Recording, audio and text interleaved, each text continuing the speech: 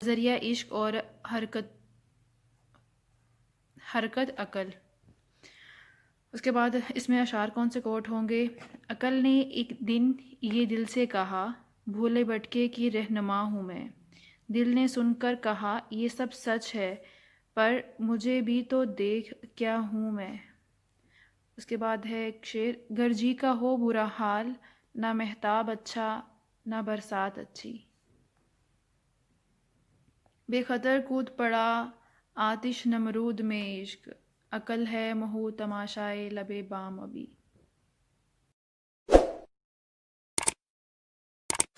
پھر اشعار ہیں، گزر جا عقل سے آگے کہ یہ نور چراغ راہ ہے منزل نہیں۔ عشق گو آستاں سے دور نہیں، اس کی تقدیر میں حضور نہیں۔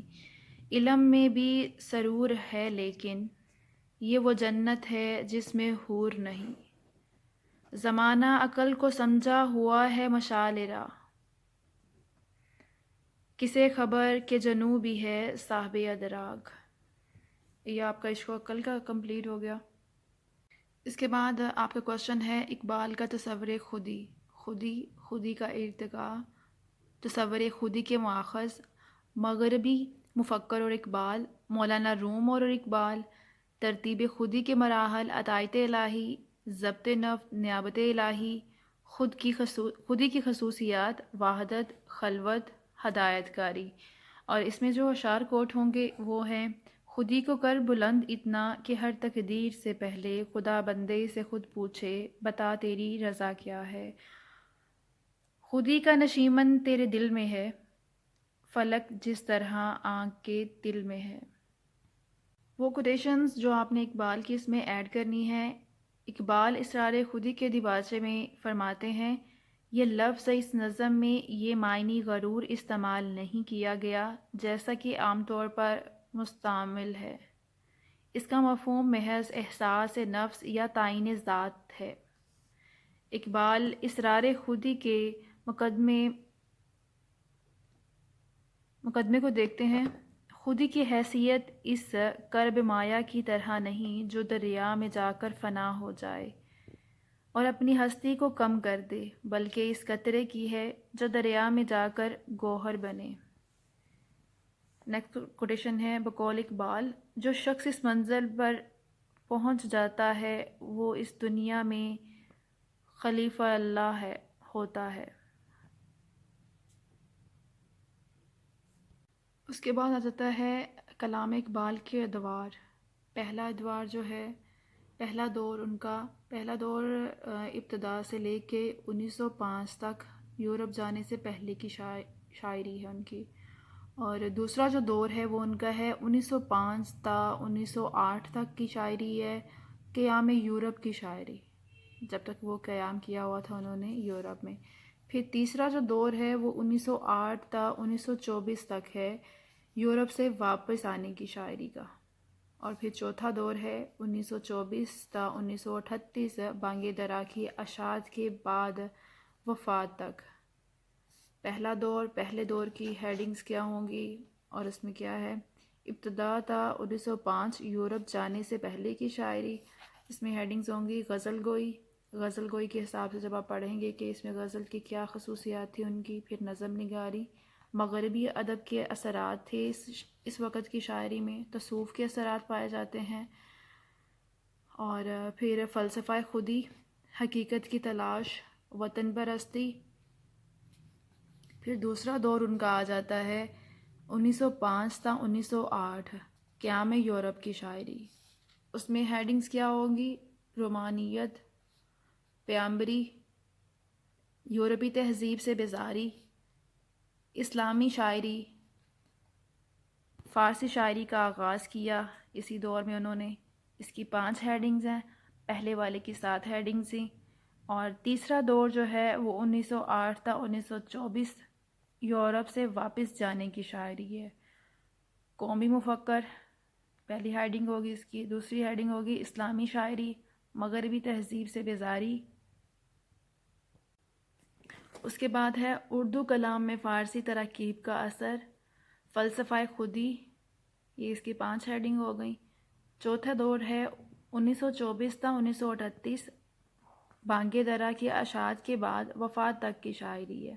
تو اس میں کیا ہے؟ فلسفہ خودی ہے، طویل نظمیں لکھی، نئی تصورات، گزشتہ ادوار کی تکمیل. ٹھیک ہے، یہ آپ کے 4 ادوار اقبال کے پورے ہو گئے ہیں. ایک دفعہ آپ ریڈ کریں گے، ان کو آپ نے بار بار رٹنا ہے تو آپ کو بالکل صحیح یاد ہو جائے گا، کیونکہ بیچ کا مواد آپ رٹ نہیں سکتے ہیں. آپ جتنا سمجھ کے پڑھیں گے وہ آپ کو پیپر لکھتے وقت خود یاد آ جائے گا. اگر رٹا لگائیں گے وہ پیپر کے وقت بھول جائے گا. پھر آ جاتا ہے تصور اقبال کا تصور فن. تو اس میں سب سے پہلے ہیڈنگ ہوگی فنون لطیفہ سے کیا مراد ہے، فن سے کیا مراد ہے، فن برائے فن، اقبال کا نظریہ فن، الہام، فن اور عشق، اقبال اور فنون لطیفہ، شاعری، موسیقی، رقص، فن تعمیر، ڈرامہ، ادبیات اور دوسرے فنون لطیفہ. یہ اس کی 12 ہیڈنگز ہیں. ایک دفعہ پھر دیکھ لیں آپ نے ساری ہیڈنگز کو اسی طرح لکھ کے اکٹھا، تو پھر آپ ان کی ریویژن بار بار کرتے رہیں. پھر آ جاتا ہے اقبال کی شاعری کے فنی محاسن، ثنا، لفظوں کی خوبصورتی. یہ اقبال کی ساری شاعری کی خصوصیات ہیں. یہ جب اس طرح پوچھی جائیں گی یا غزل کی خصوصیات پوچھی جائیں گی تو آپ اس میں یہ کوٹ کر سکتے ہیں، یا فنی محاسن پوچھے جائیں اس میں آپ کوٹ سکتے ہیں. اس میں تصور فن بھی پوچھا جا سکتا ہے، فنون لطیفہ بھی پوچھا جا سکتا ہے ان کا. اور فنی شاعر آپ نے کنسنٹریٹ رکھنا اپنے ٹاپک کے بارے میں. اگر آپ کو لگے کہ ایک ورڈ تو وہ یوز کر لیا ہے لیکن آگے پتہ نہیں کیا پوچھا ہوا ہے، سمجھ نہیں آئے، تو کنفیوز نہیں ہونا ہے. جو چیز آپ نے جو ٹاپک پڑھا ہے آپ اس کو بے دھڑک لکھ سکتے ہیں. ثنا، لفظوں کی خوبصورتی، صنعت تلمی، صنعت مرات النظیر، غزل گوئی، صنعت تضاد، ردیف و قافیہ کی خوبصورتی، تشبیہات و استعارات کا استعمال، تراکیب، ڈرامائی انداز، پیک جہاں پیما، علامت اصطلاح کی خصوصیت، منظر نگاری، موسیقیت. تو جب آپ یہ لکھیں گے اور جب آپ نے یہ والی ہیڈنگز کرنی ہے تو اس کے اندر ایگزامپل کے لیے ایک ان سے ریلیٹڈ اشعار بھی لکھنا ہے آپ نے. اقبال اور رومی ہیں، 2 شاعروں سے گہری عقیدت رکھتے تھے. علامہ اقبال کی شاعری میں مولانا روم کا ذکر ملتا ہے. اور یہ ہیڈنگز ہیں آپ کی، ان کو آپ نے آگے ڈیفائن کرنا ہوگا. اقبال اور رومی کے نظریات کی مماثلت، علوم و اثر سے واقفیت، نظریہ خودی، ارتقاء حیات، عظمت آدمیت، عشق و عقل، جبر و قدر، حاجات، تفاوت، روم اور اقبال اور مولانا روم میں فنی مماثلتیں. جب آپ سے پوچھا جائے اقبال کی بے خودی کا تصور، تو آپ کیا کریں گے؟ خودی کے بارے میں ڈیفائن کریں گے، اس کے بعد میں آپ کو بتا دیں گے ان کی بے خودی کا تصور بھی. جب خودی کے بارے میں آپ جانتے ہوں گے تو بے خودی کے بارے میں آپ بتا سکیں گے، دونوں چیزیں واضح کر سکیں گے. انفرادی خودی اور اجتماعی خودی کا تعلق، ایک عالمگیر تصور، تکمیل خودی کے لیے ملت اسلامیہ کی ضرورت. یہ اقبال کا نظریہ ہے، اقبال کی. نیکسٹ ہے اقبال کا تصور مرد کامل. تصور مرد کامل کے ماخذ کیا ہیں وہ آپ نے لکھنے ہیں. اس کے بعد علامہ کا مرد کامل کیسا ہے، یہ کیسا ہونا چاہیے، تصور فکر اور مرد کامل. پھر اس کے بعد آتا ہے تصور شاہین اور مرد کامل، اس کو آپ واضح کریں گے. نقشے کا تصور مرد کامل کے نقشے کے مطابق کیا ہے، اور اقبال اور نقشے مرد کامل موازنہ کرنا ہے آپ نے، کہ جو نقشے کا مرد کامل ہے وہ کیسا ہے اور اقبال کا مرد کامل ہے اس میں کیا خوبیاں ہیں.